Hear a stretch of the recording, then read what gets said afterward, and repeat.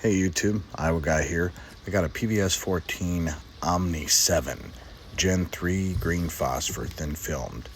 The minimum specs on this are all going to be per the contract for the Omni 7 generation. Lines per millimeter 64, signal to noise ratio 28, photocathode sensitivity 2200, minimum gain 50 to 80,000. Halo is a 0.7 or under. Giving it minimum FOM of each unit is going to be $17.92 at the very minimum. This one has Alexi lightweight glass installed instead of the Carson, so it is going to be a little bit lighter, savings of about 2 ounces. This one comes in at 10.40 ounces. Normal PVS 14 is going to be around 12, so about 2 ounces of savings. This one did come with a LLI purple filter. Kind of gives the appearance of white phosphor, takes the edge off of the green a little bit for those of you who don't like the green.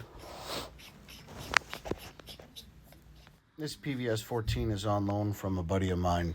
He did send it with an iris kit that he got off of Amazon. I believe he said he paid about $60 for it.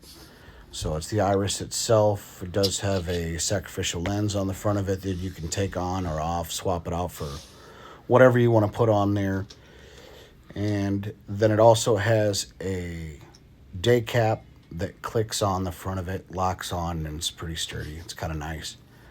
Having the iris does help with this PVS 14 because it does not have manual gain, so you can dial it down if you're in a higher light environment, or if you just want to adjust the brightness of what you're looking at. You could use the iris to do that for you. It is auto gated, so you don't have to worry about it if it's not a problem for you. But without that LLI filter on there, it does get pretty bright, depending on what type of environment you have. Most of the video that I have, it is all you'll see pretty dark and wet, so not a whole lot of light that we were filming in. Now we got the knockoff Wilcox J-arm on there. I'll open her up, put the battery in, slap it on the scale, and let's see what it weighs all together with that.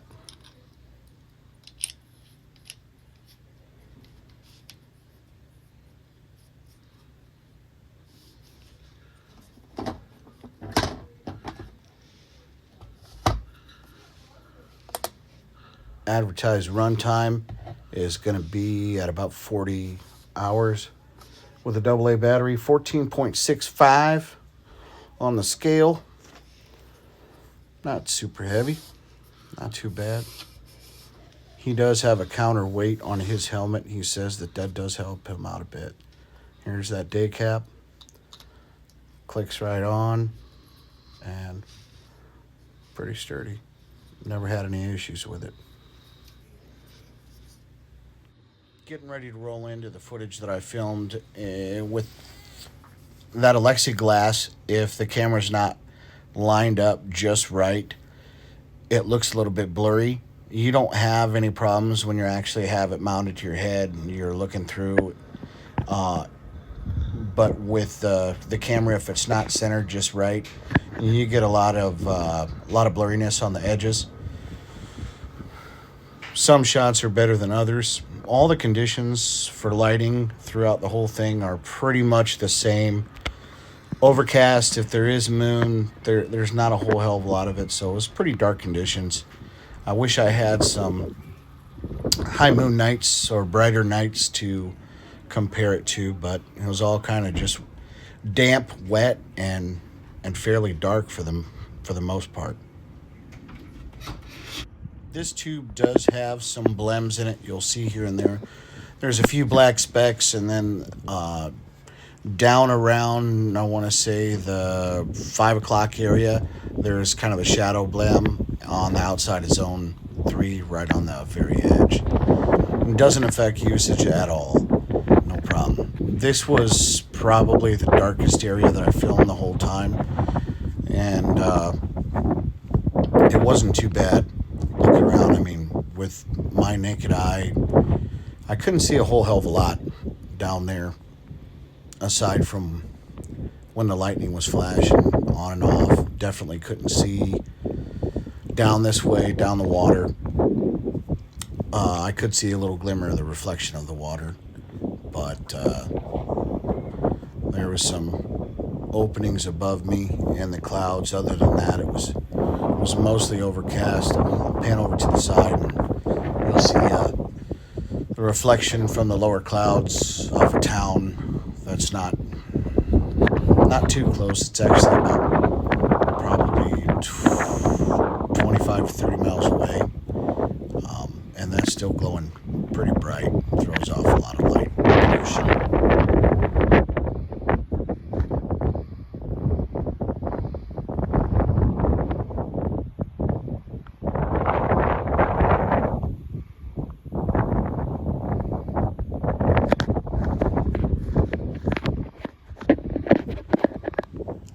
Moving into town now. We're inside of the city at a park that butts up to the bike trail. It's about 180, 200 yards, maybe a little further to the tree line, and the bike trail ran parallel to that. This was just an entry point. Not as much light pollution as I thought there was going to be. I don't know if it was because everything was wet, or the clouds were higher, or what. But yeah, I was kind of hoping for nicer weather and to be able to get to move down the bike trail a little bit.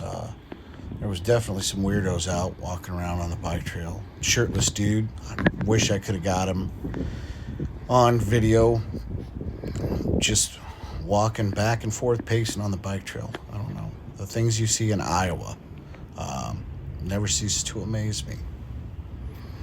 But imagine all the fun things I could have seen if the weather was nicer and I wanted to go out for a longer walk, but I really didn't feel like getting wet.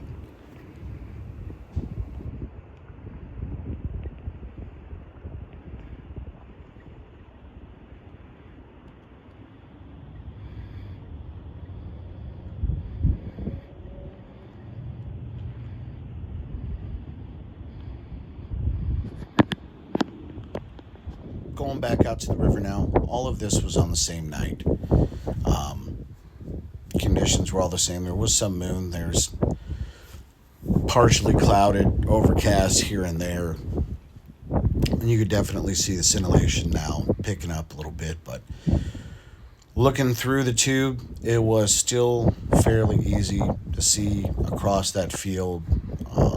I don't know the distance to the tree line on that one. Now we're back out in front of my place, getting ready to slap on that purple filter from Low Light Innovations, and you'll see how it gives the appearance of white phosphor. Definitely takes the edge off the green if that's a concern for some people, if you were thinking that might bother you. And again, it's fairly dark out, so as far as conditions for night vision, it's pretty dark. Now, if you had a little bit of moon or if the clouds were gone, I think it would be even clearer yet. And we'll move into a still of my bookshelf where it was backlit with IR illuminator. And now I wanted to get a little bit of image, see if I could get some ghosting to appear, but it was auto gating out. That's a floodlight shining basically right at me. Good example of a photonic barrier right there. That's why you need a high-powered illuminator.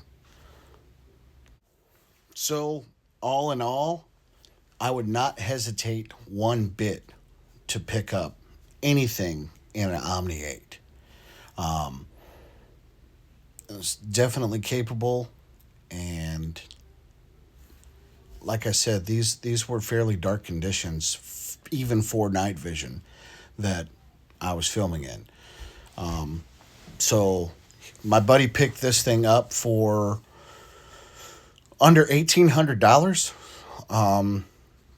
And I'm going to do a review or a video showcasing the place that he got it from. They regularly have PVS 14s for under $2,000, right around that mark. So to get your foot in the door, for that price, really can't beat it. To get real night vision and get outside, have some fun. I appreciate you watching. Please like and subscribe. And if you know anybody who might be interested in Omni 8s, share this video with them. Thank you.